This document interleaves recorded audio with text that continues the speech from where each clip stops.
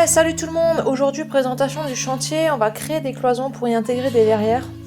Donc c'est parti, on commence déjà par déplacer l'îlot central. Alors celui-là, il était super bien fixé. On pouvait pas faire mieux. Et là, c'est parti. On vient poser les rails.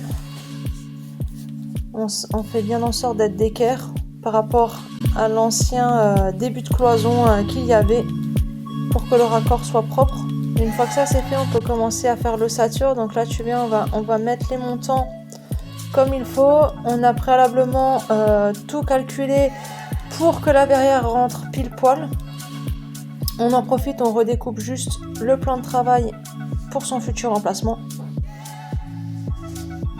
Là, la seconde cloison. Alors moi je m'amuse, c'est un grand mot, je mets du cic en fait pour que mon rail tienne. Ça m'évite de l'avoir dans les mains. Et là, c'est parti, on vient mettre notre première plaque de placo, on fixe le tout correctement. Une fois que les plaques sont fixées, on vient avec notre gabarit de verrière pour faire nos tests techniques. Déjà s'assurer que la niche soit correctement faite et que nos cales ça suffit. Et on continue. Et là on passe aux bandes à joint. Donc là c'est le collage. Et ensuite on fera deux autres passes, une pour le remplissage et une pour la finition.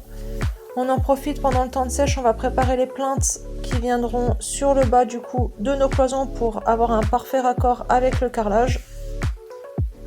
Une fois que tout est fait, tu ponces et là on passe le primaire pour les cloisons neuves et ensuite l'étape finale, on vient caler la verrière définitivement. On la centre bien sur notre ossature. On fixe le tout et puis après on fait le montage comme prévu. Ensuite on va pouvoir placer les petites vitres. Donc bien faire attention qu'elles soient bien encastrées en haut et en bas. Une fois que tu as fait ça, tu peux commencer à mettre tes profilés de finition. Donc là, tu vérifies bien que tout soit clipsé correctement. Tu fais la même chose sur ta deuxième verrière. Tu fais les mêmes réglages. Tu vérifies bien ton centrage. Tu mets tes vitres.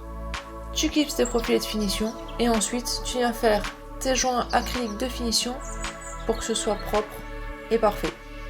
Allez, n'hésite pas, aquareneuf.com. Ciao, ciao.